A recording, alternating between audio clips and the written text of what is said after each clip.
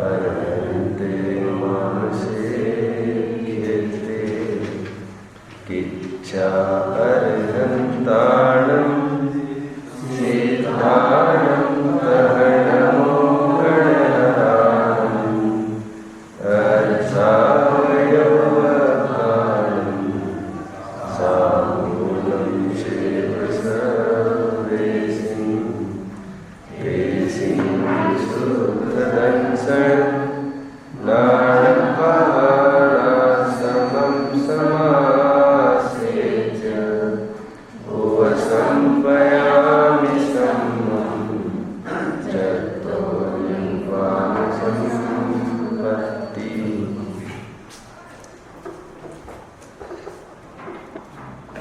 दिव्य ध्वनि का सार, प्रवचन सार, इस ग्रंथ में कुन-कुन स्वामी प्रथम 4.5 गाथाओं के माध्यम से जिन्होंने सुख की, आत्मिक वैभव की पूर्ण प्राप्ति की है और प्राप्ति के उपाय में संलग्न है, ऐसे पंच परमेष्टि को नमस्कार किया और ऐसे उपाय को अब मैं भी प्राप्त होता हूँ कहकर साम्य भाव को, सम्यक दर्शन ज्ञान चारित्र की एकता को प्राप्त हुए हैं। कैसा है वो चारित्र? वह चारित्र स्वर्ग तथा मोक्ष सुख का कारण है और जो चारित्र प्रकट होता है वह आत्मा से कोई भिन्न परिणाम नहीं है। चारित्रम खलु धम्मो, धम्मो जो सो समोत्ति निर्दिष्टो मोह खोह विहीनो परिणामो अपणो समो। आत्मा ही उस चारित्र रूप परिणमित होता है। 8वीं 9वीं 10वीं 11वीं गाथा में यह कहा कि जीव शुभ अशुभ तथा शुद्ध रूप परिणमित होता है क्योंकि आत्मा परिणाम स्वाभाविक होने से नई पर्य उत्पन्न होती है। उसमें जो पुरुषार्थ होगा वो पूर्ण द्रव्य को लागू होगा, द्रव्य उसका फल भोगेगा। कल 13वीं गाथा में हमने देखा था शुद्धोपयोग से उत्पन्न जो सुख है वह अतिशयकारी है, आज तक कभी भी नहीं हुआ ऐसा है। इसमें बाह्य कुछ भी परालंबता की, पराधीनता की बात नहीं है। यह अपने घर की बात है, अपने घर का काम है, किसी और को पूछने का क्या काम, किसी को परमिशन की क्या बात। आत्मोत्पन्न है, विषयातीत है और अनंत काल तक तू भोगेगा, ऐसा ये सुख है अविच्छिन्न रूप से। और किसी भी इंद्रिय सुख की जाति का वह सुख नहीं है। इसलिए हमें बार बार ये मत पूछो कि वो सुख कैसा है। वो जो चखेगा सो ही जानेगा। कितने ही सेमिनार्स और लेक्चर्स नींबू पर दिए जाए, नींबू के रस पर दिए जाए, उससे सुनने वालों को वो खटास का ज्ञान नहीं हो सकता। उपाय क्षण भर का है, उस सामने नींबू रखा है, उसको खोल के तुम उसको चख लो और वो चखने के उपरांत फिर कोई लेक्चर सेमिनार सुनने की आवश्यकता रहती नहीं है। ये आत्मिक सुख स्वाधीन है। ऐसा कल कहा था। 14वीं गाथा तो हमने परसों देखी थी जिसमें कहा था ऐसे श्रवण ही शुद्धोपयोगी है। प्रचुरता जिनमें पाई जाती है शुद्धोपयोग की चारित्र की, ऐसे मुनीश्वर ही इसके पात्र कहे हैं। 16वीं गाथा कल देखी थी। अत्यंत महत्वपूर्ण प्रश्न ये उत्पन्न हुआ था कि शुद्धोपयोग के फल स्वरूप जो केवल ज्ञान प्राप्त होता है, इसमें किसके कृपा की आवश्यकता है, कौन सा विधान करना पड़ता है, कौन सी पूजन करनी पड़ती है। कोई केवल ज्ञान मंडल विधान होगा तो हमको बताए, हम भी उसको करेंगे, हमको भी केवल ज्ञान की प्राप्ति हो। यहाँ पर यह कहा गया है कि आत्मिक वैभव प्रकट होने के लिए किसी के सामने गिड़गिड़ाने की, हाथ फैलाने की आवश्यकता नहीं है। ये तेरा अपना आत्मिक वैभव है, तेरे अपने बल से प्रकट होगा। स्वयमेव आदा, स्वयमेव प्रकट होता है। एक शब्द का और प्रयोग हुआ था, स्वयंभू है। जो केवल ज्ञान का वैभव सर्वज्ञों ने प्राप्त किया है, केवल ज्ञानावरण के क्षय की भी कृपा उसमें नहीं है। अपना आत्मिक वैभव विकास को प्राप्त हुआ, जग देने वाले जग दे रहे हैं, केवल ज्ञानावरण का क्षय हुआ है और अपने सामर्थ्य से ये केवल ज्ञान की प्राप्ति हुई है। ये तो केवल ज्ञानियों की चर्चा हम कर रहे हैं, हमको हमारे ऊपर भी लगा लेना है ये सब एक एक बात, कि हमारे जीवन में भी जो घटित होती है उसके जिम्मेदार एक हम ही हैं। कल कुछ लाइन्स मैंने यहाँ पर पढ़ के दिखाई थी, कल अंतिम 1-2 मिनट में, और वे लाइन्स ये थी कि यह जीव न जाने क्यों पर द्रव्य की पर सामग्री को जोड़ने में व्यग्र हो रहा है, परतंत्र हो रहा है, यह हमको समझ में नहीं आती। आत्मिक वैभव सुख की प्राप्ति करनी है तो आत्मा के ही आश्रय से तो होगी, पर के आश्रय से थोड़ी होगी। ऐसा निरंतर बार बार कह रहे हैं कि पर के साथ षट कार्कीयता का कुछ भी संबंध नहीं है। क्या बात आई थी कल? आत्मा का पर के साथ षट कार्कीयपने का निषेध है। षट कार्कीयपने का मतलब मुझे जो आत्मिक वैभव की प्राप्ति होगी उसमें अन्य कारण नहीं, कार्य नहीं, करण नहीं, संप्रदान नहीं, अपादान नहीं, अधिकरण नहीं, है ना। उनके माध्यम से तो होगा, भले ही सीधा उनसे नहीं होगा, उनके माध्यम से होगा, उनके आधार से होगा, उनमें से होगा। हटा दो इन बातों को। तेरा अपना आत्मिक कार्य है, तेरे में से ही उत्पन्न होगा, तेरी ही कौशल है। यह समझकर हमको जैन दर्शन की वस्तु स्वातंत्रता ख्याल में आती है कि हम किसी के हाथ की कठपुतलियाँ नहीं है। गुरुदेव एक महत्वपूर्ण बात इसमें कहते थे कि केवल ज्ञान की प्राप्ति भगवान ने की है, उसमें भी वे स्वयंभू है। खरेखर विचार किया जाए, आज भी हम जो संसार में रुल रहे हैं ना, उसमें भी हम सब स्वयंभू हैं। वे केवल ज्ञान की प्राप्ति करे हैं, उसमें वे परमेश्वर हैं। और हम भी जो नरक निगोदों में परिभ्रमण कर रहे हैं, उसमें भी हमारी परमेश्वरता खंडित नहीं हुई है। परमेश्वरता का अर्थ यहाँ पर क्या लेना? किसी की बद्दुआ से हम नरक निगोद में नहीं जाते हैं, वो अपने ही अपराध से जो हो रहा है सो हो रहा है। मतलब बहिरंग की दृष्टि टोटली खत्म हो जाए। ये घर से, ये देखो, ये घर में शांति का ही उपाय नहीं है, ये समाज में शांति कैसे हो, देश में शांति कैसे हो, और आज सब पर लक्ष्य कर करके परेशान है। ये गाथा हमको ये बताती है, कुछ भी करना है स्व लक्ष्य से ही हमको होगी। लोक में भी कहते हैं, उपचार का कथन कहते हैं कि उनके कारण, उन बच्चों के कारण हमारा लड़का बिगड़ गया। देखो ना, 8 बजे वो टीम पूरी आने वाली है इसको बुलाने के लिए, रोजाना आती है वो टीम बुलाने के लिए, और पूरा बिगाड़ रखा है इसको। मेरा ये प्रश्न है कि वो टीम आती है पूरी, कहाँ तक आती है? वो घर के नीचे तक आती है। आज तक घर के प्रवेश द्वार में, दरवाजे में एक कदम भी नहीं रखा है। झंगा झोली करके, दादागिरी करके वो कोई अंदर आकर घुस के इसको लेके जाता हो तुम्हारे लड़के को, ऐसा तो है नहीं। उनके संकेत को सुनकर यही बेचैन हो जाता है अंदर में। वे कुछ हॉर्न बजाते हैं, यही बेचैन हो जाता है, इसको रहा नहीं जाता, ये दौड़ा दौड़ा घर से बाहर निकला है। आज तक जितने भी गाफिल हुए हैं सब दौड़े दौड़े स्वयं अपने घर से बाहर निकले हैं। किसी परद्रव्य की ताकत कभी नहीं थी लुभाने की। आज तक किसी ने आत्मा को प्रभावित नहीं किया है। ये आत्मा दूसरों से स्वयं प्रभावित होता है। समझ में आता है? इसलिए टोडरमल जी साहब को कहना पड़ा, बोलिए, पर द्रव्य जबरन तो भाव बिगाड़ता नहीं है। यह जीव जब अपना भाव बिगाड़ता है तब पर द्रव्य पर निमित्तपने का आरोप होता है। समझ में आया? ये इतनी वाइन की शॉप्स है, इतने स्मोकिंग की एड्स है, बड़े बड़े बैनर्स लगाए जाए सब जगह और खूब आकर्षक। बोलो, जैनी कभी शराब को छू सकता है क्या? कितनी ही आकर्षक, यह अमृत समान है ऐसा कह कर भी करे, ये कौन प्रलोभित होता है उसको? और प्रलोभित होने वाले साक्षात गवर्नमेंट लिख रही है उस पर, स्मोकिंग किल्स, ये शराब तुमको मार डालेगी, फिर भी वे वहां पर जाते हैं। कितनी भी कर्फ्यू लगी हो, कितने भी बंधन हो, उन बंधन के बीच में ब्लैक में भी 10-10 गुना रेट दे देकर ला रहे हो। किसने बिगाड़ा है? आज तक किसी शराब की बोतल ने किसी को बिगाड़ा नहीं है, किसी फिल्म टॉकीज ने भी बिगाड़ा नहीं है। बहुत अच्छी बात डॉक्टर साहब ये कहते हैं, लोग कहते हैं कि ये सब पोस्टर से, ये फिल्म थिएटर से इन्होंने बिगाड़ डाला है आज के जनरेशन को। डॉक्टर साहब कहते बात ऐसी नहीं है।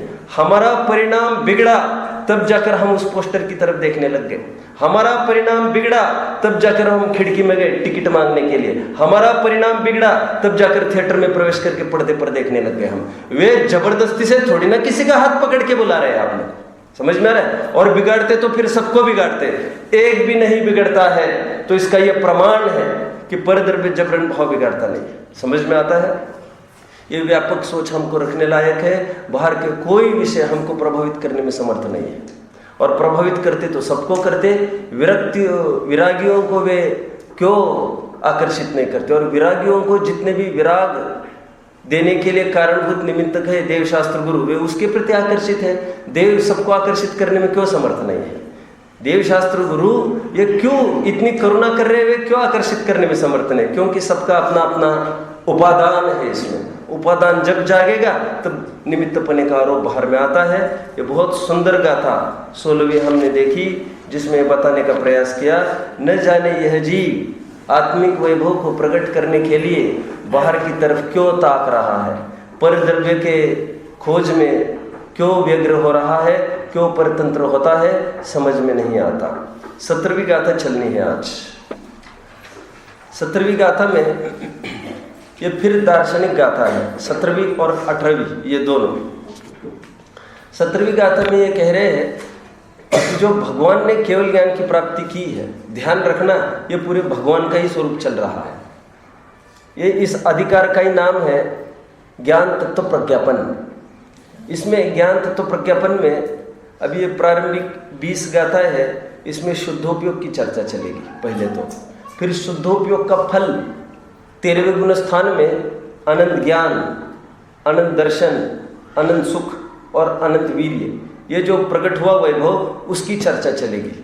उसमें से अनंत दर्शन की चर्चा नहीं करेंगे ये, और ना अनंत वीर्य की करेंगे, अनंत ज्ञान की और अनंत सुख की चर्चा करना चाहते हैं। ये फैलेगी पूरी चर्चा, समझ में आता है? 21वें गाथा से लेकर ये 53वीं गाथा तक पूरे अनंत ज्ञान की चर्चा चलनी है। सबसे पहले किसकी चर्चा करते हैं? शुद्धोपयोग, जिसके फल से, जो करने से ये सब वैभव प्रकट होगा अनंत चतुष्टय का। उस शुद्धोपयोग को देख तो जरा, वो शुद्धोपयोग क्या चीज है और फिर इसके फल में क्या उत्पन्न होगा। तो अनंत ज्ञान, अनंत दर्शन, अनंत सुख और अनंत वीर्य, जिसमें अनंत दर्शन को गौण किया जा रहा है। क्यों? ज्ञान में समाहित है, और वीर्य को भी गौण किया जा रहा है, क्योंकि प्रयोजन जीव का सुखी होना है। क्या कहा मैंने? उसको सुख से मतलब है, उसको वीर्य से मतलब नहीं है। अच्छा, ज़्यादा मतलब उसको ज्ञान से भी नहीं है। सच पूछो तो मुझे बहुत जानना है ऐसा कोई नहीं कहता, और जहाँ पर उसको ये ख्याल में आया हमको जानने से तकलीफ होगी, वो तो जानने का निषेध कर बैठता है। मतलब हर एक जीव का प्रयोजन सुखी होना है। ये बात दूसरी है, कभी वो ये जान बैठता है कि मैं ज़्यादा जानूंगा तो मुझे सुख होगा, तो इस न्याय से फिर सबको जानना ये भी उसका प्रयोजन हो जाता है। प्रयोजन के रूप में यहाँ पर 2 प्रयोजन बता रहे हैं, अनंत सुख और अनंत ज्ञान। ध्यान रखना, ज्ञान की चर्चा 3 जगह आती है जनागम में। जब लक्षण की चर्चा आएगी तब दर्शन और ज्ञान की चर्चा चलेगी, बात एक। जब मोक्ष मार्ग की चर्चा चलेगी तब श्रद्धा, ज्ञान और चारित्र की चर्चा चलेगी, और जब प्रयोजन की चर्चा आएगी तो ज्ञान और सुख की चर्चा चलेगी। मैंने 3 बातें कही, कौन कौन सी है आप बताओगे? सक्षम है? बोलो। जब लक्षण की चर्चा आती है तो किसको बताया जाता है? दर्शन और ज्ञान को।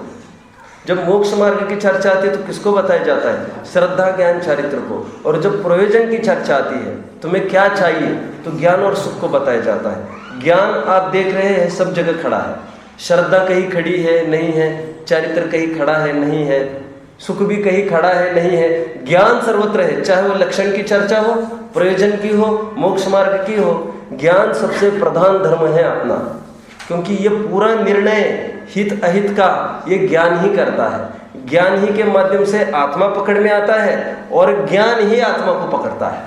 समझ में आता है? ज्ञान ही जानने में आ रहा है और ज्ञान ही जान रहा है, ऐसा डबल रोल ज्ञान करता है।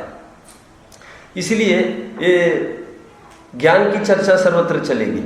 अब ये 17वीं गाथा में ये मुद्दा खड़ा हुआ है कि ये जो शुद्धोपयोग होगा और शुद्धोपयोग जनित जो सुख भी होगा, केवल ज्ञान होगा, अब उसकी क्या भरोसा क्या है, उसका गारंटी क्या है?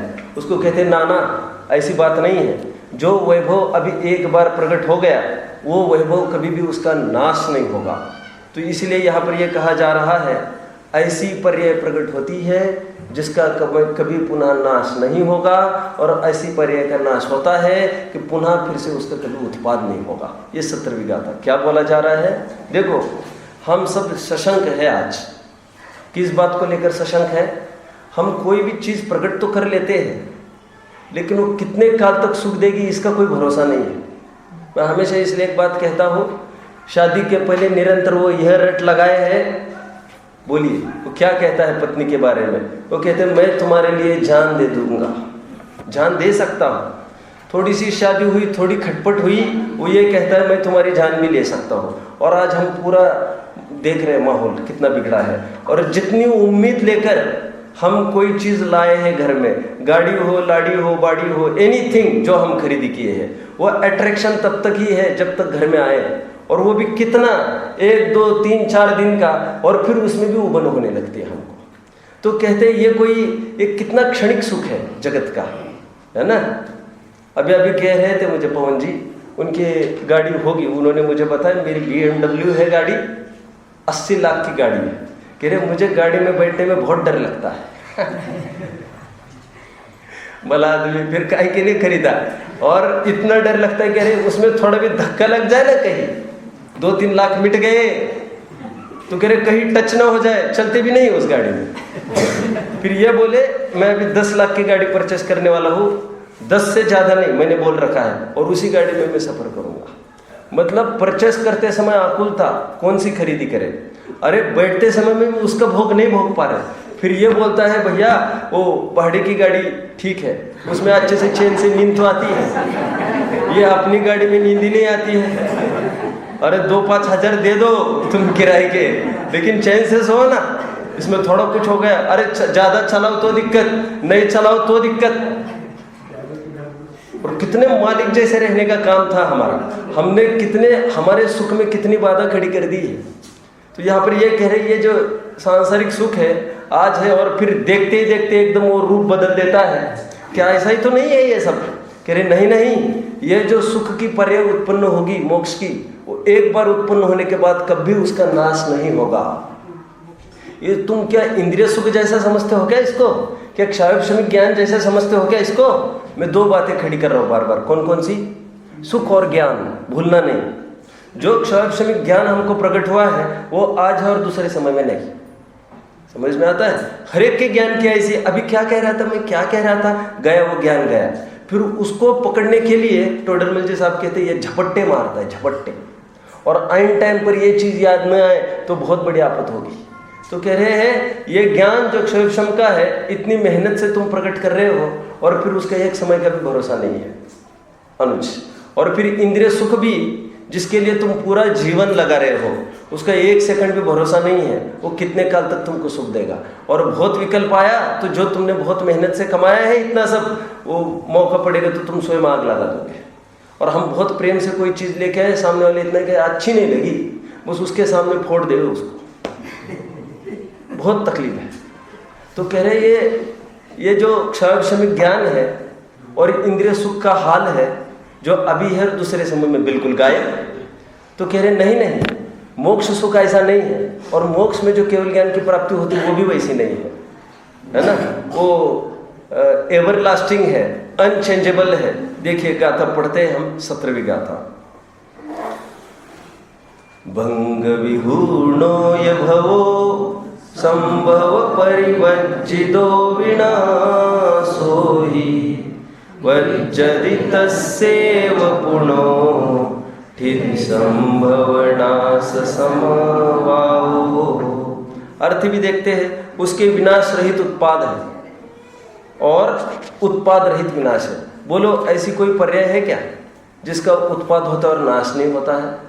और ऐसी कोई पर्याय है क्या जिसका नाश होने पर भी उत्पाद नहीं होता है? ये यहाँ पर कह रहे हैं ना, ये मोक्ष ऐसी पर्याय है जिसका उत्पाद होने पर, बोलिए, फिर उसका नाश नहीं होता, और संसार ऐसी पर्याय है जिसका नाश होने पर फिर से उत्पाद नहीं होता। यहाँ पर एक एक समयवर्ती पर्याय नहीं लेना है आपको, ये कलेक्टिव सभी पर्याय बोल रहे हैं, क्योंकि संसार है अनादि शांत और मोक्ष है सादि अनंत।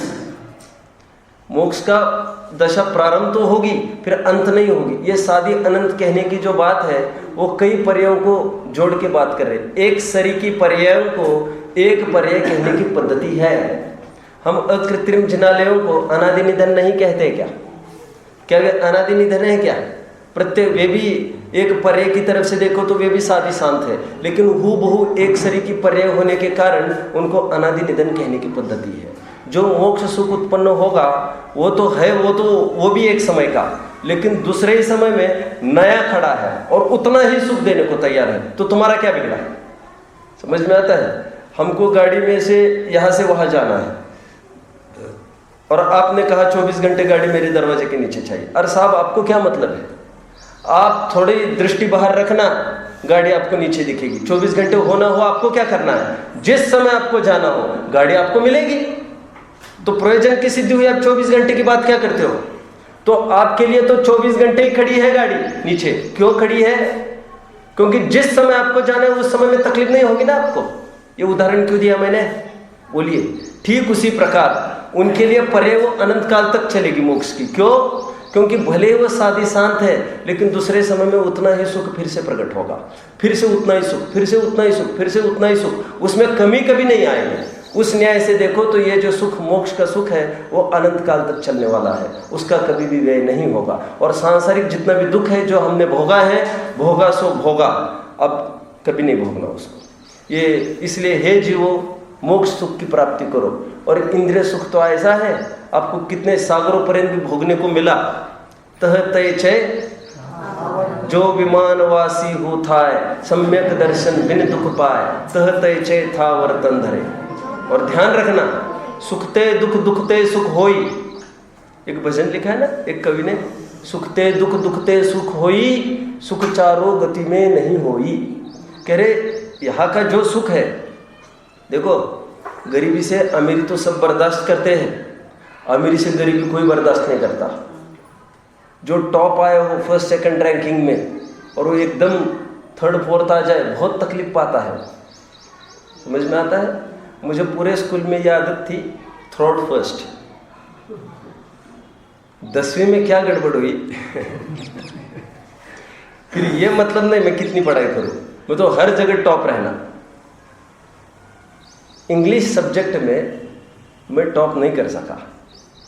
तो मुझे आज भी याद आता है वो दिन। घर वालों भी यही बैठे, उनको याद आ रहा होगा कि नहीं, मुझे याद नहीं है। इतना सिर दर्द हुआ था उस दिन, और 4-4, 5-5 जन सामने खड़े थे।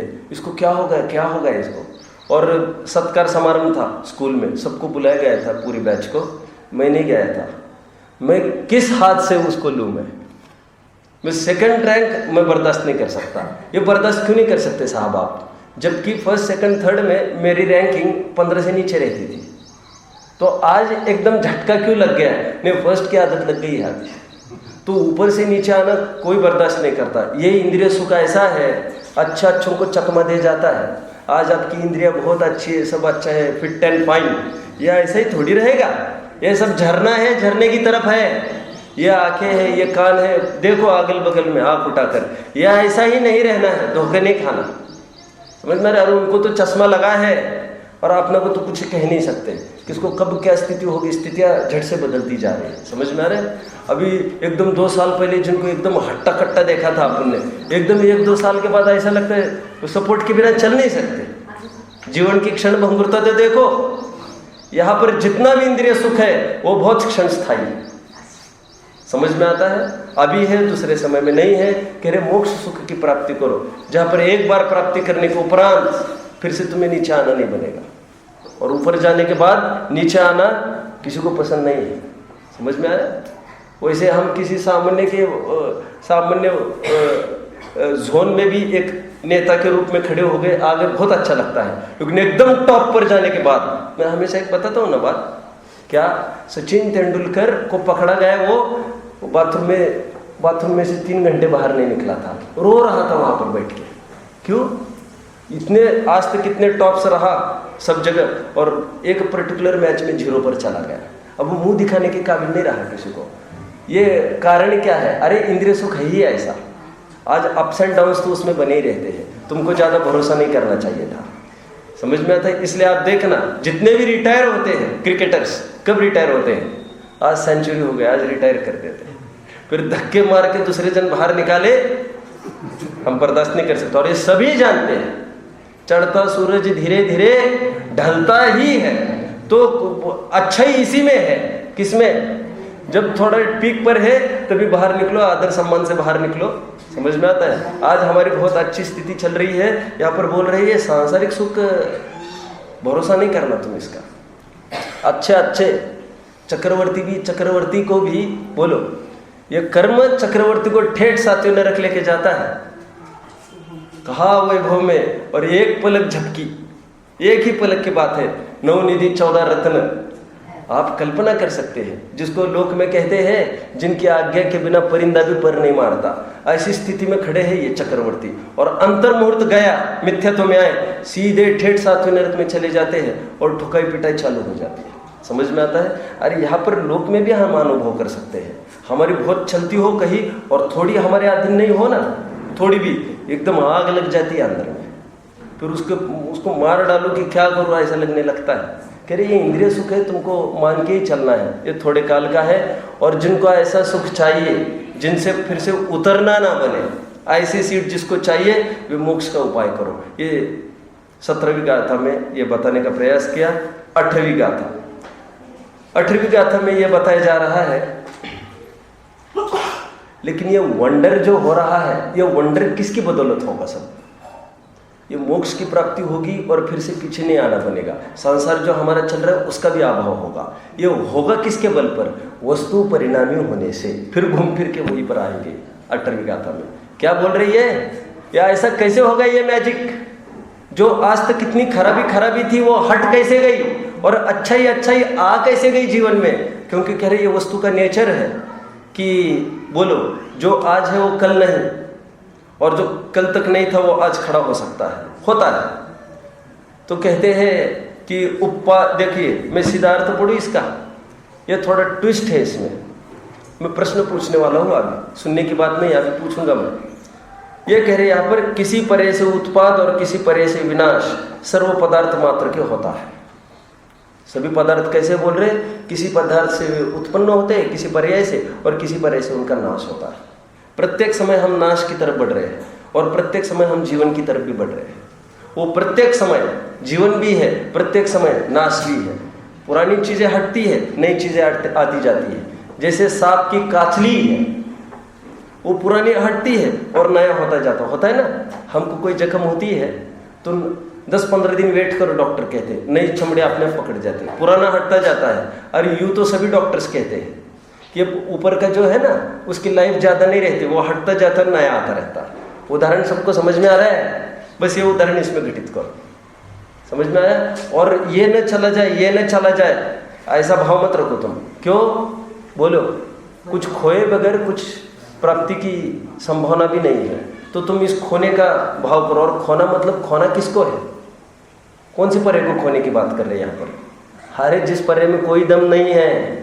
लोक में कहते हैं कुछ पाने के लिए कुछ खोना पड़ता है, लेकिन यहाँ पर क्या समझना है? सब कुछ पाने के लिए कुछ नहीं खोना है। क्योंकि जिसको तुम खोना कह रहे हो बार बार, वो कोई खोना थोड़ी है। इंद्रिय सुख वो कोई खोना ही नहीं है। कह रहे द्रव्य किसी पर्याय से उत्पन्न होता है और किसी पर्याय से नाश होता है प्रत्येक समय में। ये तो एकदम दूर की बात है। 25 साल ये हम इतने इंश्योरेंस करके रखा, 25 साल के बाद हमको इतना मिलेगा, ये तो बात ही छोड़ दो आप। एकदम स्थूल व्यवहार प्रत्येक समय में ऐसा हो रहा है, उत्पन्न नाश। और किसी पर्याय से ध्रुव है। क्या बोल रही है यहाँ पर? अखरने वाली बात क्या है इस गाथा में? किसी पर्याय से उत्पाद, किसी पर्याय से विनाश सर्व पदार्थ मात्र के होता है। ये हमने सबने हजम कर ली। आगे की बात, और किसी पर्याय से पदार्थ वास्तव में ध्रुव है। इसका क्या अर्थ किया था अनुज पढ़ते समय? किसी पर्याय से वस्तु उत्पन्न होती है, किसी पर्याय से वस्तु नाश को प्राप्त होती है। ये तो सबने स्वीकार किया। यहाँ पर आगे की ये बात कह रहे हैं, और किसी पर्याय से वस्तु ध्रुव है। मैं ये कह रहा हूँ, यहाँ पर पर्याय मतलब क्या लेना? पर्याय का यहाँ पर अर्थ एक तो अपेक्षा ले सकते हैं, किसी अपेक्षा से वस्तु ध्रुव है, और पर्याय का अर्थ यहाँ पर जैसा आपने कहा अंश। क्या कहते हैं? अंश। आपने जैन सिद्धांत प्रवेशिका पढ़ी होगी, उसमें ध्रुव की परिभाषा क्या है? ध्रुव की। ध्रुव की परिभाषा क्या पढ़ी हमने जैन सिद्धांत प्रवेशिका में? हाँ बोलिए बोलिए बोलिए आगे। प्रतिविज्ञान के कारणभूत, बोलो बोलो, किसी, हाँ बोलो, किसी अवस्था की नित्यता को ध्रुव कहते हैं। अवस्था की नित्यता, अवस्था की भी कभी नित्यता होती है, ये यहां पर बोल रहे हैं। वहां पर अवस्था मतलब कोई उत्पन्न ध्वंसी वाली अवस्था की बात नहीं है। अवस्था मतलब एक अंश, अवस्था मतलब पर्याय, लेकिन पर्याय कोई उत्पन्न ध्वंसी ही होती है ऐसा नहीं है। जो जो पर्यायर्थिक नय का विषय वो सब पर्याय, और कोई भी अंश ये पर्यायर्थिक नय का ही विषय होती है। क्या बोला मैंने? जो उत्पन्न होती है और नाश होती है उसी को पर्याय नहीं कहते हैं मात्र, ये तो प्रचलन में आ गया है ऐसा। मूल परिभाषा पर्याय की ये है, बोलो, भेद सो पर्याय। गुण भेद को अपन क्या कहते हैं? समस्त पर्यायों को पी बैठा है ऐसा है। कहाँ पर आया? कहाँ पर? सात्विक गाथा की टीका में। और वहां पर सात्विक गाथा में चर्चा किसकी कर रहे थे वे? नवीनानम न चरितम न दंसनम जानो शुद्धो, गुण भेद की चर्चा चल रही थी। और गुणों को क्या कहा टीका में? समस्त पर्यायों को पी बैठा है। गुण को भी पर्याय कहते हैं। कब? जब भेद रूप देखा जाए। भेद सो पर्याय एक नियम है, अभेद सो द्रव्य ये नियम है। जहां जहां भेद खड़ा हुआ वो सब पर्यायर्थिक नय का विषय। क्यों? वो सब विकल्प उत्पादक है, बस इतनी सी बात है, ज्यादा कोई उसमें दांव पेच नहीं है। जो जो विकल्प उत्पादक है वो भेद रूप सब विकल्प उत्पादक है, वो पर्यायर्थिक नय का विषय, और दृष्टि का विषय वो द्रव्यार्थिक नय का विषय होता है। समझ में आया? मैंने क्या यहाँ पर बताया है आपको? किसी पर्याय से ध्रुव ऐसा बोल रहे हैं, सो घबराने की आवश्यकता नहीं है इसमें। क्यों? पर्याय मतलब यहाँ पर अंश। द्रव्य किसी पर्याय से उत्पन्न होता है, किसी पर्याय से नाश होता है, और किसी पर्याय से ध्रुव बना रहता है। ऐसा निरंतर प्रत्येक द्रव्य में चल रहा है। हम कितना भी कहेंगे ना, छोड़ो मत उसको थोड़ा 2 मिनट रुको, 3 मिनट रुको, रुकने वाली नहीं है पर्याय। वो पर्याय गई, आगे गई। समझ में आता है? बाहर के सामग्री को तो छोड़ ही दो, मैं तो बाहर के सामग्री की बात ही नहीं कर रहा हूँ। ये तो स्थूल रूप से कहा जाता है बाह्य सामग्री का कोई ठिकाना नहीं। अरे ठिकाना तुम्हारा नहीं, और एक समय का नहीं। कहते हैं ना, जब भोगने का भाव है तो सामग्री नहीं है, जब सामग्री है तो भोगने का भाव नहीं हो रहा है। और जब दोनों है, भोगने का भाव भी है, सामग्री भी है, देखना कुछ ना कुछ जरूर अंतर आने वाला है। आदिनाथ को भाव भी है आहार का, सामने वाले पूरे अयोध्या नगरी को भाव है देने का, तो तकलीफ कहाँ खड़ी हो रही? सब जन खड़े हैं लाइन से, बस आंतरिक कर्म का उदय है, वो मूल चीज पर नहीं आ रही है बात। समझ में आता है क्या कहा? तो यहाँ पर यह कहा जा रहा है प्रत्येक द्रव्य प्रत्येक समय में किसी अंश से देखो तो उत्पन्न होता है, किसी अंश से उसका नाश होता है, और किसी अंश से उसका ध्रुवपना बना रहता है। तो ये समझकर लाभ क्या हुआ? जो पर्याय में आज है वो अभी है, दूसरे समय में रहने वाला नहीं है। लेकिन घबराओ मत, जो अभी तक अपूर्व उपलब्धि नहीं हुई है वो उपलब्ध करने का स्वर्णिम अवसर हमारे पास है। समझ में आता है? खोने के लिए हमारे पास कुछ नहीं है। एक बात समझ लो, कुछ नहीं जाने वाला है, कुछ नहीं बिगड़ने वाला है हमारा। ये तो हमारे लाभ हित के पक्ष में है। देखो, विचारना कभी। अल्पज्ञता होने के बाद सर्वज्ञता आती है। सर्वज्ञता आने पर कभी भी सर्वज्ञता जाती नहीं है और अल्पज्ञता आती नहीं है। दुख का हमेशा अभाव करके अव्यबाध तो अनंत सुख की प्राप्ति होती है, लेकिन अनंत सुख का अभाव होकर कभी भी दुख की प्राप्ति नहीं होती है। ये कितनी वंडरफुल बात है। वस्तु स्वरूप ऐसा ही है। वस्तु स्वरूप पूरन गलन जैसा भी हो सकता था। समझ में आता है? अभी पूरन, फिर गलन, फिर पूरन, फिर गलन। वस्तु स्वरूप ऐसा ही है, लेकिन जीव में एक बार सुख की प्राप्ति हुई, पुनः दुख की प्राप्ति नहीं होती। एक बार सर्वज्ञता की प्राप्ति हुई, अल्पज्ञता की प्राप्ति नहीं होती। ऐसा ही वस्तु स्वरूप है। वस्तु स्वरूप ऐसा क्यों है यह सोचने को तो अवसर ही नहीं है, लेकिन जैसा भी है तो पूरा अपने ही हित में है। तुमको गाड़ी वहां तक छोड़नी है, वो लौट कर चाहे तो भी नहीं आने वाला है। समझ में आया? हम चाहेंगे ना मोक्ष के बाद एक बार संसार का रस चख ले, ये वन वे रोड है, ये वहां से लौट कर कोई नहीं आता। ये बारंबार यहाँ से ये कहा जा रहा है कि द्रव्य प्रत्येक समय में परिणामी है, उत्पन्न भी होता है, नाश भी होता है और ध्रुव भी बना रहता है। और वो ध्रुव का अंश कौन सा है? वो अनंत गुणों का पिंड। जैसे सम्यक ज्ञान का उत्पाद, मिथ्या ज्ञान का वे, तो ज्ञान कायम। समझ में आता है? तो अभी समय सार को और प्रवचन सार को आमने सामने रखकर देखने का प्रयास करो। यहाँ पर निरंतर बोला जा रहा है, वो पर्याय के बिना तो द्रव्य होता ही नहीं है। और वहाँ पर निरंतर यह बोला जा रहा है, क्या बोला जा रहा है कि पर्याय से रहित द्रव्य को अनुभव करो। यह समग्र वस्तु को दिखाना इसका काम है। और मुख्य गौण वहाँ पर वो करता रहता है। किसको मुख्य करना, किसको गौण करना, ये उसका काम है। समझ में आता है? ये 18वीं गाथा भी पूरी हुई। बराबर। हाँ, फिर से क्या अंश कहा कि पर्याप्त नहीं कर। हाँ, देखो सुनो सब समझने का प्रयास करो। हमको क्या लगता है, ध्रुव है ना, तो ध्रुव तो द्रव्यार्थिकने का विषय होता है। लेकिन मैं ये कह रहा हूं, जिस प्रकार पर्याय एक अंश है द्रव्य का और भेद सो पर्याय, तो ध्रुव भी अंश है ना एक। इस न्याय से वो भी बन गया पर्यार्थिकने का विषय। घबराओ मत, कोई भी घबराओ मत। वहां पर जो ध्रुव को दृष्टि का विषय बताते हैं, द्रव्यार्थिकने का विषय बताते हैं, वो अपेक्षा जुदी है। यहाँ पर समग्र वस्तु को देखने की बात है। समग्र वस्तु को देखने की ऐसी बात है कि अरे पर्याय भी एक अंश है, ध्रुव भी एक अंश है, और अंश मतलब भेद। यहाँ पर कोई आश्रय की बात करानी ही नहीं है इनको।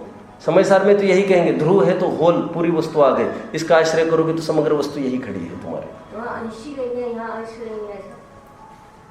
हमारी दृष्टि पर निर्भर करेगा वो। आप समझे मेरी बात को? अंशी कब लेंगे ध्रुव में? जब समस्त पर्यायों को अपन अनादि निधन के रूप में उसमें डाल रहे हैं तो अंशी देखा जाएगा। और परे ये पार्ट अपन बिल्कुल हटा के देख रहे हैं, मात्र ज्ञान गुण देख रहे हैं, सम्यक मिथ्या नहीं देखना है हमको, तो उसको अंश देखा जाएगा। फिर गुण ये अंश है कि नहीं, गुण ये पर्यार्थिकने का विषय है कि नहीं। और तो गुणों का पिंड भी ध्रुव है, तो ध्रुव भी क्या है, ये समझ में आता है मैंने क्या बोला? जब गुण पर्यार्थिकने का विषय हो गया तो ध्रुव पर्यार्थिकने का विषय कैसे बनेगा? लेकिन ध्रुव को द्रव्यार्थिकने का विषय कैसे बोल दिया फिर वहां पर? क्योंकि वहां पर ना द्रव्य ने, खंडे में, न क्षेत्र ने, न काले ने, न भावे ने, तो काल से खंडित नहीं रखा है उसको वहां पर ध्रुव में। वहां पर अनादि निधन के रूप में डाल रहे जगह जगह, तो इसलिए वहां पर ध्रुव ये दृष्टि के विषय में आ गया, द्रव्यार्थिकने के विषय में आ गया। पकड़ में आ रहा है? समझ में आया? विशाल भारी पड़ रहा है क्या? देखो प्रश्न पूछता हूं मैं। ध्रुव सत, पर्याय असत, यह बात सत्य है? सोचो और फिर बोलो। ध्रुव सत और पर्याय असत, यह बात सत्य है? यह बात सत्य है क्या? देखो, और मैं दूसरा प्रश्न पूछूं, पर्याय सत, ध्रुव असत, यह बात सत्य है? देखो, सत असतपना हर हिस्से में समाया है द्रव्य के। जैसे गुण में सत असत, ज्ञान में सत असतपना है कि नहीं? ज्ञान अपनी तरफ से सत है और दर्शन आदि की तरफ से असत है। अपने हर गुणों में लगाए कि नहीं सत असतपना। अब मैं कह रहा हूं, दो अंश खड़े करो आमने सामने, ध्रुव और पर्याय। आप ध्रुव को जब सत कहते हैं तो उसकी अपेक्षा से पर्याय असत, लेकिन पर्याय की तरफ से देखो तो पर्याय की तरफ से पर्याय सत, ध्रुव असत। लेकिन बात यह है, उससे कोई प्रयोजन की सिद्धि नहीं होनी। लेकिन वस्तु स्वरूप का जब निरूपण होगा तो बराबर ऐसा निरूपण करने वाला है। क्या करने वाला है? पर्याय सत अपने हिसाब से, और पर्याय ध्रुव में नहीं जाती, ध्रुव पर्याय में नहीं आता, इसलिए ध्रुव का असतपना है पर्याय में, पर्याय का सत पर्याय में, लेकिन ध्रुव का असतपना पर्याय में। पर्याय में सतपना भी है, पर्याय में असतपना भी है। ध्रुव की तरफ से देखो तो असतपना है और अपनी ही तरफ से देखो तो सतपना है। ठीक उसी प्रकार मैं ये कह रहा हूं, ध्रुव एक अंश है, तो ध्रुव अंश है इसलिए तो उसको पर्याय बोला जा रहा है। यहाँ पर पर्याय मतलब पर्यार्थिकने का विषय ऐसा लेना है यहाँ पर, क्योंकि जो जो अंश है वो पर्याय दिखने का विषय। समग्र वस्तु को जब देखते हैं तो ध्रुव और पर्याय ये दो अंश दिख रहे हैं हमको। सोना और एक लाइन में कुंडल है, हार है, आदि आदि है। ये बात दूसरी है। कौन सी बात दूसरी है? समय सार जब भी कहेगा सोना अपने में स्वयं पूर्ण है, यदि सोना है तो कुंडल हार आदि सब आ जाएंगे। इस पर पूरी दृष्टि केंद्रित करो, ये संपूर्ण वस्तु है। जब संपूर्ण वस्तु कहेंगे तो उसको अंश थोड़ी कहेंगे, फिर उसको तो अंश ही कहना पड़ेगा। तो उसको द्रव्यार्थिकने के विषय में डाल देंगे। अपने प्रयोजन की सिद्धि की तरफ की बात हो, समझ में आता है। ये 19वीं और 20वीं गाथा में ये बताने का प्रयास किया कि इस प्रकार ये शुद्धोपयोग को प्राप्त होता हुआ जीव केवल ज्ञान की और अनंत सौख्य की प्राप्ति कर लेता है। ये 19वीं और 20वीं गाथा में कहा, ठीक है। और अनंत सुख की प्राप्ति करके करता क्या है फिर? व्यय किसी का होता है क्या? फिर होता है ना, इंद्रिय सुख और इंद्रिय दुख का व्यय हो जाता है। अभी 21वीं गाथा चलेगी, 53वीं गाथा तक ये पूरे ज्ञान की चर्चा चलनी है। ध्यान रखना, इसमें ज्ञान गुण की चर्चा नहीं चलेगी, अपने ज्ञान स्वभाव की चर्चा नहीं चलनी, ज्ञान अपने क्षोभक्षमिक ज्ञान के परे की भी चर्चा नहीं चलनी। ये केवल ज्ञान स्वभाव की चर्चा चलनी है।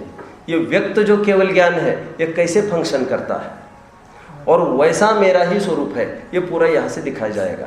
अभी 30 गाथा है, 1-2 घंटे जो प्रवचन चलेगा अभी, आज और कल परसों भी हो सकता है। ये पूरी चर्चा किसकी चलनी है? कौन से ज्ञान की चलनी है?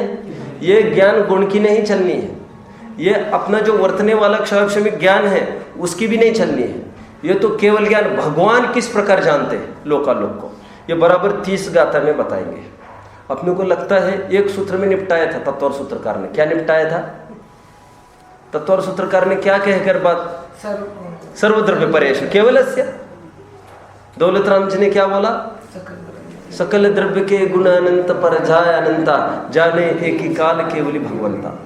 उस एक कथन को वे 30 गाथा में इलोंगेट करके दिखाएंगे, क्योंकि विस्तृत चर्चा हमको कुछ नहीं पता अभी, बस इतना जाना है सबको जानते हैं। सबको जानते हैं, कैसे जानते हैं, क्या फंक्शन है, हम कुछ नहीं जान रहे। तो यहाँ पर केवल ज्ञान पूरा बताया जाएगा। उनका केवल ज्ञान बताकर हमको क्या लाभ होगा?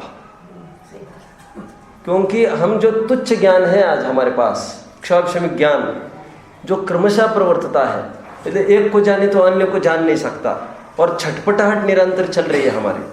तो कह रहे हमको ये बराबर भाषित होता रहे कि कितना है ये पराधीन है ये हमारा ज्ञान, और कितने कितने आँख अच्छी चाहिए, वस्तु सामने ठीक चाहिए, वो सब बीच में कोई आड़ नहीं आनी चाहिए तो जानते हैं। और कैसा है वो केवल ज्ञान जिसके आड़ पाड़ की कोई बात नहीं है। लिया ना टोडरमल जी साहब ने, क्या लिया? सुमेरु पर्वत जैसा पटल भी आड़ा आ जाए, वज्र जैसा वज्र पटल भी, तब भी केवल ज्ञान है, वो तो देख लेता है। ये सुमेरु पर्वत के नीचे सोना इतना गड़ा है, इतना टन, ये किसने देखा? किसने देखा? किसी की हिम्मत है क्या खुदवाने की? स्वयंभू रमण समुद्र के तल में बोलो पूरी रत्न की राशि भरी है, किसकी ताकत है देखने की? कोई गोताखोर डुबकी लगाता होगा वहां पर? है, जाना किसने? केवल ज्ञानियों ने। तो कैसे जानते हैं ऐसे केवल ज्ञानी? कह रहे उनको आड़वाड़ आती नहीं है कुछ, वो प्रत्यक्ष जान लेते हैं। बीच में ऐसा हो, अंधेरा न हो, फिर इंद्रिया अच्छी हो, ये तो कोई बात ही नहीं है। तो पूरे केवल ज्ञान की महिमा यहाँ पर चलेगी। देखिए, सर्वज्ञता जानकर क्या लाभ होगा मैं पहले बता दूं आपको। भगवान के 3 गुण हैं, कौन कौन से? वीतरागी, सर्वज्ञ और हितोपदेशी। इसलिए मैं हमेशा ये कहता हूँ, कल तो एक बात कही थी, 2 कारणों से झूठ बोला जाता है, एक तो राग द्वेष के कारण, एक तो अल्पज्ञता के कारण। और भगवान ना अल्पज्ञ है ना राग द्वेषी है। देखो ना, कोई टीचर है, किसी को 50 मार्क मिले हैं एक्चुअली, वो उसको 60 कब दे सकता है? 100 में से एक्चुअली उसको 50 ही मिले हैं, 60 कब दे सकता है? या तो ट्यूशन पढ़ता हो घर पर आकर, तो 50 का 60 हो सकता है। लेकिन कोई बिल्कुल बहुत ईमानदार हो, फिर भी स्खलन तो हो ही सकता है ना सबसे, मिस्टेक। तो पहली जो केस है वो राग द्वेष से हुआ है 60, और दूसरी जो केस है वो अल्पज्ञता के कारण हुई है। भगवान ना अल्पज्ञ है ना राग द्वेषी है, उनसे गलती का कोई अवसर नहीं। अभी दूसरा उदाहरण एक खड़ा करता हूं। हमको कौन सी दुकान से माल खरीदना? दुकानदार कैसा हो? जो ठगता न हो।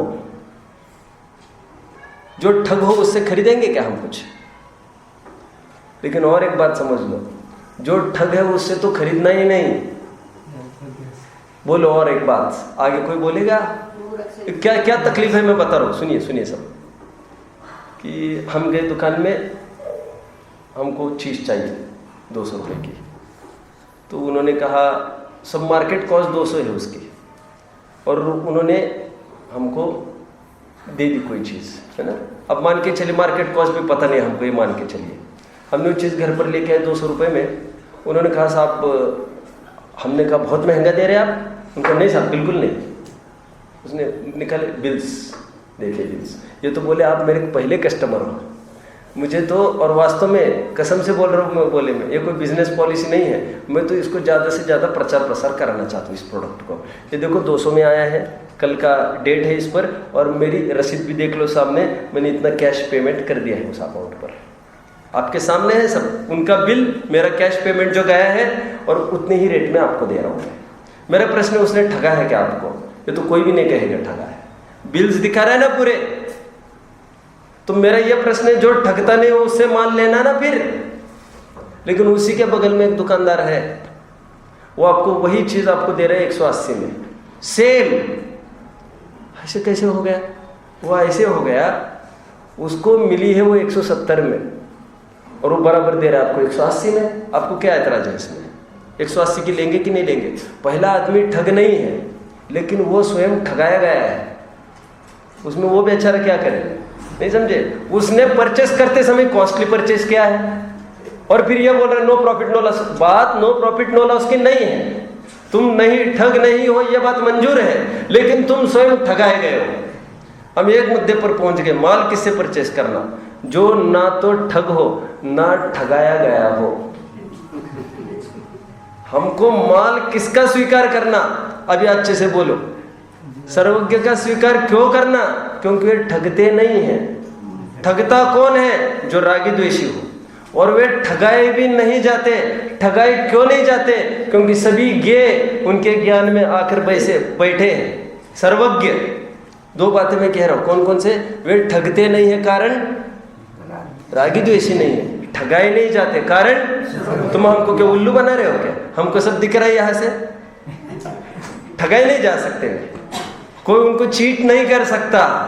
लोग में कहते ना, बेटा तू तो बहुत छोटी उम्र का है, हम सब इस उम्र के थे पहले के भी, तुम हमको बना रहे हो क्या? हमको बेवकूफ नहीं बना सकते तुम। हम सब समझते हैं सर्वज्ञता, ठगाए नहीं जाना। और इसमें दोनों बातें चलेगी। कौन सी बातें चलेगी? और इसलिए हमारे यहाँ भगवान के होने में दो बातें प्रधान कही है, एक तो वीतरागी और एक तो सर्वज्ञ। मात्र वीतरागियों का भी उपदेश कोई नहीं सुनता। कोई नहीं सुनता मतलब हमको ऐसा लग रहा है, वो भले राग द्वेष से नहीं बोल रहा है, लेकिन नहीं चलेगी। वो तो ये है, सर्वज्ञ के अनुसार तुम बात करो। क्या कहा समझ में आता है? देखो हमको ये भ्रम है वितरागियों की वाणी प्रामाणिक है, ऐसा नहीं है कुछ। मैं कह रहा हूँ वितरागी के अनुसार बात करते हैं, इसलिए उनकी वाणी प्रामाणिक है। कितने जन समझे? रागी द्वेषी भी उपदेश देता हूँ। देखो देखो अच्छे से मैं बोलूँ। शांति सागर महाराज हुए, आप सबको पता होगा। शांति सागर महाराज को के सामने कंप्लेन लेके गए लोग। किसके बारे में? ये सोनगढ़ का आदमी है, ये बहुत रात दिन ये बड़बड़ाता रहता है, क्रिया में धर्म न थी, ये क्या बकरा है।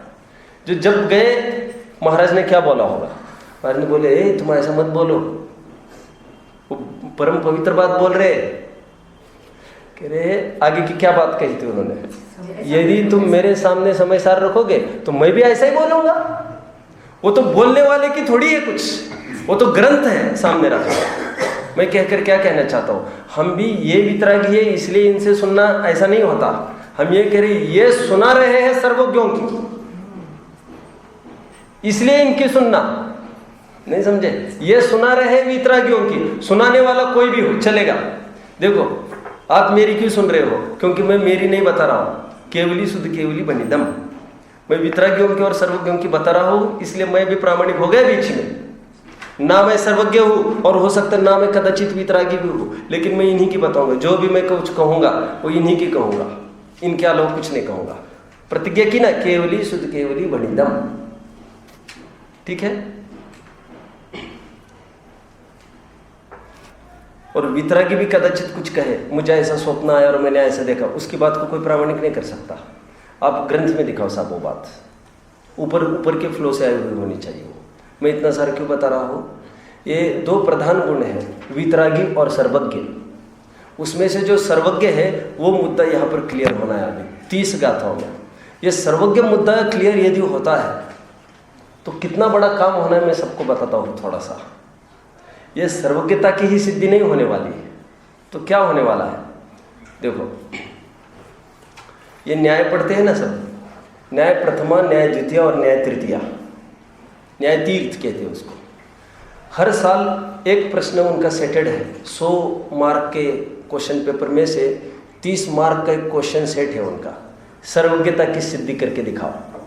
सामान्य सर्वज्ञ सिद्धि और विशेष सर्वज्ञ सिद्धि, ऐसा न्याय के ग्रंथ में 2 होते हैं। आपको कुछ जानकारी है इसकी?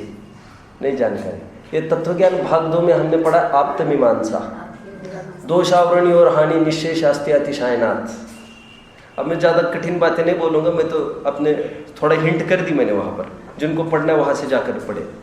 देखिए, जैसे हम बच्चों को ये कहना है, ए भैया तुम रात्रि भोजन नहीं करना, तुम बाजार की चीज़ नहीं खाना, तो हम एक ही तर्क है दूसरों को समझाने के लिए। क्या तर्क है हमारे पास?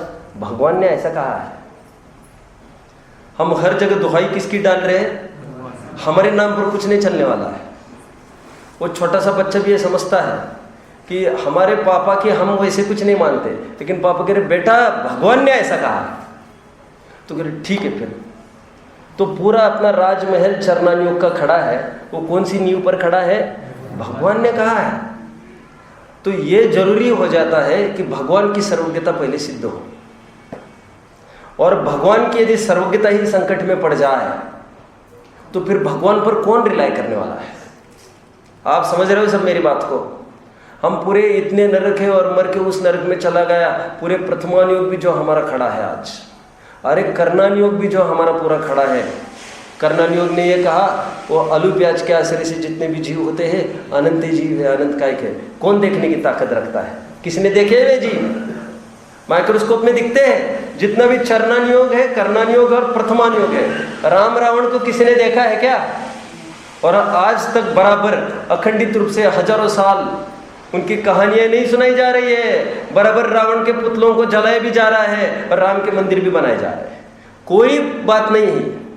तो ये विश्वास गाढ़ता आई कहाँ से इतनी कि ऐसा कोई जीव होगा जो सब कुछ सबकी खबर रखता होगा? भगवान ने कहा है, सत्य ही कहा। क्यों?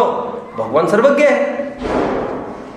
तो पहले तो यह सिद्ध किया जाए कि वास्तव में भगवान सर्वज्ञ है। सर्वज्ञ नाम की कोई चीज हो सकती है क्या?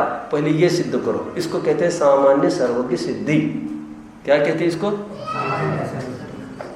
फिर आप चाहे जो कुछ कहते, देखो आपके महावीर को, पार्श्वनाथ को, आदिनाथ को कोई नहीं सुनता। जब हम अन्य जैनेतरों के साथ बैठेंगे और हम ये कहेंगे महावीर ने ऐसा कहा, वे कहेंगे अरे बुद्ध ने ऐसा कहा, उसका कोई विषय नहीं आने। वो कहते नाम वाम किसी का नहीं चलेगा, किसी की सिफारिश नहीं चलेगी, ये न्याय है, न्यायालय है, ये नाम मत लो किसी का, आप तो आधार पेश करो। तो ये पहले बताना ये पड़ता है कि सर्वज्ञ नाम की भी कोई चीज है क्या, सिद्ध करके दिखाओ पहले। फिर यदि हम इसमें सफल हुए, किसमें? सर्वज्ञ नाम की कोई वस्तु है, तो फिर आप उसका नाम महावीर रखो, रावण रखो, उसमें उनको आपत्ति नहीं है। फिर महावीर सर्वज्ञ है, ये विशेष सर्वज्ञ सिद्धि हुई। और सर्वज्ञ नाम का कोई हो सकता है, ये सामान्य सर्वज्ञ सिद्धि हुई। कुछ समझ में आता है? इन बच्चों को थोड़ा लगने लग जाए क्या ऐसे भी हो सकता है? कोई 3 काल की जान सकता है क्या? तो भगवान संकट में पड़ जाएंगे। तो भगवान की जितनी भी वाणी है, 7 नरक का भय दिखा दिखा कर रात्रि भोजन छोड़ा रहे, शराब छोड़ा रहे, व्यसन छोड़ा रहे, कोई नहीं मानने वाला है फिर तुम्हारी। तो पहले ये सिद्ध हो कोई ऐसा जीव हो सकता है क्या जो संपूर्ण जान सकता है? तो वहां पर एक छंद लिख दिया, दोषावरणयोर हानि निशेष अस्ति अतिशायनात् क्वचिद यथा सो हेतुभ्यो बहिरंतर मलक्षया। जिस प्रकार सोना है खदान से बाहर निकला, जो ताव दो त्यों त्यों शुद्धता को प्राप्त होता है। कह रहे आप इतना जानते हैं, आप उससे थोड़ा जानते हैं ज़्यादा, आप उससे थोड़ा ज़्यादा जानते हैं, कोई ऐसा भी जीव होगा। बोलो अनुमान। इसको हेतु कहते हैं, हेतु अतिशायन हेतु कहते हैं। इसको क्या कहते हैं? अतिशायन। अभी बोला था क्या मैं, दोषावरणीय हानि निशेष अस्ति अतिशायनात्, अतिशायन हेतु कहते हैं उसको। अतिशायन मतलब वृद्धिंगतपना, हीनाधिकपना। यदि इतना हो सकता है तो उतना क्यों नहीं हो सकता? आप समझ गए? ये यदि खड़े रहे और कोई बोले मुझे सब मैं अब भी पानी पी के आता हूँ, मैं मेरे क्लास में उदाहरण देता हूँ, तो मैंने उनको कहा ठीक है जाओ पानी पी के आओ, तो उसमें क्या आपत्ति है? बोलो। मैंने एक जन को हाँ कर दिया, कोई 4 जन को ना नहीं कर सकता, और इस विधि से पूरे क्लास को भी ना नहीं कर सकता, क्योंकि एक के लिए एक दरवाजा खुल गया तो सबके लिए खुल जाएगा। फिर यदि कोई इतना जानता है, कोई उससे थोड़ा ज़्यादा, कोई उससे थोड़ा, ऐसा भी कोई जीव होगा जो संपूर्ण लोक की खबर रखता होगा, और एक समय में उनको इतना याद है, तो ऐसा भी कोई जीव होगा जो सबकी खबर बिल्कुल एक समय में रखता होगा। सामान्य सर्व की सिद्धि कहते हैं इसको। समझ में आता है अभी भी? जैसे कोई कहे हम आपको राजा बनाने वाले हैं खालिस्तान का, सक्षम, आपको खालिस्तान का हम प्रधानमंत्री बना रहे हैं, बनना है? ओह शर्मा गया बेचारा, तो तुरंत ऐसा लगता है ये प्रधानमंत्री हमको बनाएंगे तो सही, लेकिन पहले हम तो इसका तो विचार करें कि खालिस्तान ये प्रदेश है कहाँ, और खोदा पहाड़ निकली चूहिया भी नहीं, यह पता चला खालिस्तान नाम का कोई प्रांत ही नहीं है। अरे खालिस्तान मतलब fill in the blanks Khalistan कहते हैं, वो कोई पाकिस्तान अफगानिस्तान जैसा थोड़ी ना कोई स्थान है। पहले यह सिद्ध हो, क्या सिद्ध हो? कि खालिस्तान नाम का कोई प्रांत है, और फिर आप भले ही वहां पर प्रधानमंत्री नहीं बनाओ, फिर बाद में कुछ भी बनाओ, तो बाद का विषय है वो। ठीक उसी प्रकार पहले ये सिद्ध हो। क्या सिद्ध हो? देखो पूरा राजमहल हमारा खड़ा है ना, हम रात दिन अध्ययन करने आ रहे हैं यहाँ पर, किसके भरोसे आ रहे हैं मालूम? अच्छा करो भैया तुम्हें मोक्ष की प्राप्ति होगी, खराब काम मत करो नरक में जाओगे, अच्छा काम करो स्वर्ग में जाओगे। ये पूरा इसी को आधार बनाकर है कि सब स्वर्ग नरक मोक्ष है।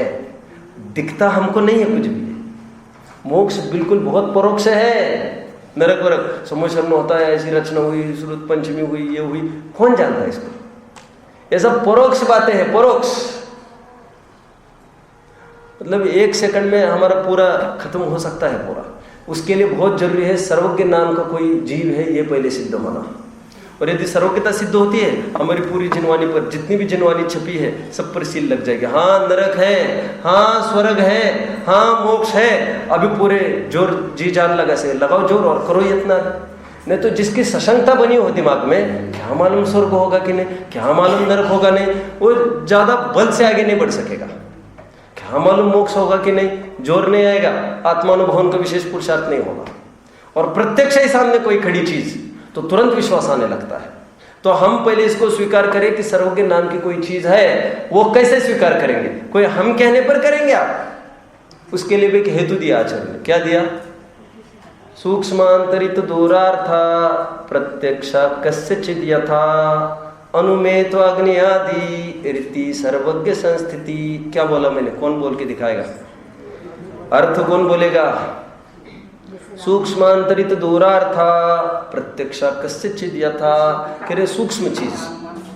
मैं थोड़ा सा और बताऊं, सूक्ष्मांतरित दूरवर्ती 3 बातें। कह रहे कोई एक कागज है, फाड़ते जाओ फाड़ते जाओ, तो कह रहे एक छोटा और छोटा हो सकता है, अभी किए दे रहे और छोटा, ये हो गया, और छोटा करो और हो सकता है। अब देखो अनुमान करो, जब इतने से इतने कागज का इतना माइन्यूट पार्ट हुआ है, अनंतवा भाग घटा है, इसका भी अनंतवा भाग हो सकता होगा, भले तुम नहीं कर सकते होंगे। अनुमान के बाद, इसके बाद गाड़ी अनुमान से बढ़ेगी। यहां तक हम आए, आज तक तुम कह रहे थे ना ये नहीं होगा नहीं होगा, आज हुआ ना, इसका मतलब आगे का भी जो तुम कह रहे हो नहीं होगा नहीं होगा, वो भी हो सकता है। सूक्ष्म परमाणु नाम की जगत में ऐसी वस्तु होगी कोई जो सबसे सूक्ष्म होगी, जो कोई स्कोप वोप उसको नहीं पकड़ता होगा, ना टेलीस्कोप ना माइक्रोस्कोप, कोई स्कोप नहीं। समझ में तो होगा कोई परमाणु। कैसे जाना आपने? अनुमान से हम जान रहे हैं, और प्रत्यक्ष में होगा कोई जीव जो जान रहा होगा उसको। कैसे? जैसे उस पहाड़ पर हमने देखा धुआं, हमने धुआं देखकर किसका निर्णय किया? वहां पर अग्नि है, दिख रही है तुमको? कुछ कण भी दिख रहा है उसका? कुछ भी नहीं दिख रहा है। अनुमान कर रहे हैं हमारे लिए अनुमेय है, तो वहां पर पहाड़ पर जो खड़ा है उसके लिए वो प्रत्यक्ष है। राम रावण थे कि नहीं थे? अनुमान से लग रहे होंगे। हमारे बाप दादा थे, उनके बाप दादा थे, बाप दादा, और बैक बैक बैक चलो हजारों साल पहले। हाँ, कोई आपत्ति नहीं है मानने में, प्रत्यक्ष नहीं है ये, लेकिन अनुमेय है। अनुमान का विषय तो हो गया, हाँ कोई होंगे, मानने में आपत्ति नहीं। फिर राम रावण हमारे लिए अनुमेय है, तो तत्कालीन सीता आदि आदि के लिए, दशरथ आदि के लिए वे प्रत्यक्ष रहे होंगे। जो किसी ना किसी के लिए अनुमेय है वो जरूर किसी ना किसी के लिए प्रत्यक्ष का भी विषय होता है। ये पूरे सर्वज्ञता की चर्चा चलेगी। और मैं आपको बताऊं, अभी तो पूरी कल से चर्चा चलेगी। बड़े बड़े विद्वान अभी थोड़े टाइम पहले जब क्रमबद्ध पर्याय चालू हुई, सब एक साथ विरोध में उतर गए, कह रहे भगवान आगे की कैसे जान सकते हैं? समझ में? यहां नागपुर की घटना है, बताओ। एक डिबेट हुआ, और डिबेट में आपको अच्छी नहीं लगेगी सुनने को, लेकिन सब समझो, सुनने की बात है। एक विद्वान ने ऐसा बोला कि ये भगवान सब कुछ जानते हैं। हाँ बोले ये महिलाओं के जो जापे वापे होते उनको भी? बोले मुझे विश्वास नहीं पड़ता, छी। और कौन ये बोलने वाले मालूम? महेंद्राचार्य। कौन ये महेंद्राचार्य मालूम? जो तत्वार्थ राजवार्तिक का पूरा अनुवाद करने वाले। बड़े बड़े विद्वान इसके लपेट में थे। वे कहते हमने अभी कुछ किया ही नहीं आगे का, भगवान कहां से जानेगा आगे का? भूतकाल की तो कदाचित जान सके। और पूरी नींव हमें सुखी होने की यह सर्वज्ञता में बसी है। और हम रात दिन दौड़ रहे हैं, रात दिन हमारा पहिया दौड़ रहा है, विकल्प का पहिया। ये करना, फिर वो करना, वो करना, एक सर्वज्ञता पर विश्वास नहीं होने के कारण ही दौड़ रहा है। एक बार हमारे दिल में बस जाए, क्या बच जाए? भगवान ने हमारे आने वाले अनागत जितनी भी पर्याय है, अनंत पर्यायों को उन्होंने बिल्कुल प्रत्यक्ष जाना है। इस समय पर ऐसा होगा, उस समय पर वैसा होगा, ये इतना दरिद्री होगा, ये इतना गरीब होगा, ऐसा जान रहे हैं भगवान। ऐसा यदि तुम जानने में सफल हो जाओ, निहाल हो जाओगे तुम, कहीं हाथ मारने की आवश्यकता नहीं तुमको। मैं अभी और एक तर्क दूं आपको। आज डॉक्टर्स बोल रहे हैं, मेरे बहुत रिसेंट एक जन बोला मुझे आकर, आज ये डॉक्टर्स बोल रहे हैं वो बच्चा जैसे ही पैदा हुआ वो उसको रखते हैं कंप्यूटर के सामने, उसको बराबर उसका ग्राफ खड़ा करके सामने रख देते हैं, सामने हाथ में। कह रहे उसको 40 साल की उम्र में उसको छाती में ऐसा पेन होगा, उसको ये 60 साल की उम्र में उसको ये तकलीफ होगी। उसको पूरा मेडिकल डाटा जीवन भर का सामने लाकर खड़ा कर देते हैं। मैं ये कह रहा हूं, उन्होंने थोड़ी सी भविष्यवाणी हमको प्रेडिक्ट करी, उसके बल पर एकदम हमको कर्ता भाव गायब होने लग गया। अरे देह का मैं कहा करता हूं, वो जब 60 70 साल की निश्चित है बोल रहे हैं, मैं कहा कल के लिए आज तैयारी कर रहा हूं। कितना बेवकूफ हूं मैं। हमारी एक एक पर्याय इतनी स्वतंत्र हमको समझ में आ जाए, कहां पर क्या होना, किस समय में क्या, तो हमारा कर्तृत्व का अहंकार चूर चूर हो जाएगा। समझ में आता है? इतना जोड़ू, इतना जोड़ू, इतना जोड़ू, इतने साल के बाद तो इतनी प्रॉपर्टी होगी कि नहीं? बहुत भ्रम में हो तुम। तुम्हारा स्टार बहुत अच्छा बनना है, कहते ना लोक में। किसी का पुण्य का उदय आया तो वो अनाथ आश्रम में लड़का बैठा, उसको सूखी रोटी के लिए कोई नहीं पूछ रहा है, बासी के लिए। और एकदम एक बहुत बड़ा सेठ आया और उसको गोद लेके चला गया, हो गया उसका पलटा खा गया पुण्य। और उल्टा भी हो सकता है, किसी महापुण्य का उदय हो और एकदम भूकंप वगैरह स्थितियाँ नहीं आती क्या? अब भी सबने पढ़ा होगा, तब भुज में हुआ था सालों पहले, और बड़े बड़े करोड़पति अरबपति वो बस वो स्कूल में एक कुछ एड्रेस करने गए थे एक जन, और कितने बड़े मालिक, और घर पर लौट के आते आते सब कुछ डैमेज हो गया था। अभी भी एक ताजी घटना। मतलब कहने की बात यह है, कोई एक समय का भरोसा नहीं है, सेकंड का कुछ। ये सर्वज्ञता यदि नक्की हो, भगवान ने जाना आगामी पर्यायों को, तो भगवान ने जानकर हमको क्या लाभ होगा? अरे तुमको ये लाभ होगा जब सब निश्चित है तभी तो जाना है, और जब निश्चित है अब तुम कहाँ माथा लड़ा रहे हो तुम्हारा, है ना? हमको आज तक भी कभी भाव आया ये सब भीड़ होने के बाद दीवार को थोड़ा पीछे सरकाए, हमको बताए तुम भाइयों बहनों आगे सरक लो। क्यों? यहाँ माथा कभी नहीं टकराते हम। यहाँ नहीं टकराते क्योंकि यहाँ निर्णय है, माथा फूट जाएगा तुम्हारा, ये पीछे नहीं हटने वाला है। उसी प्रकार एक एक पर्याय यूनिक है, अपने स्वतंत्र योग्यता से खड़ी हुई है, ये समझ में आने पर वहां माथा नहीं टकराएंगे बार बार। विशाल तुम बीच में नहीं आते तो मेरा काम सफल होने वाला था, तुम काय के लिए बीच में बोले, तुम काय के लिए? अरे किसी के बीच में बोलने से कुछ नहीं होता, तुम्हारी पर्याय यूनिक थी। और सुनो, उसी बीच में इनका बोलना भी निश्चित था, तो निमित्त में भी कुछ नहीं करना और उपादान के प्रति भी निश्चिंत हो जाना कि ऐसा ही होना था इस पर्याय में, और उसमें ये निमित्त जुड़ने थे। किसी के बहुत सोचने से बहुत अच्छा होता होगा ऐसा नहीं, अच्छा होने के लिए बिना सोचा अच्छा होता रहता है, और खराब होना है ना, घंटों सोच रहे हैं और गया काम से, सोच कर खराबी की हमने सब। ओम नमः।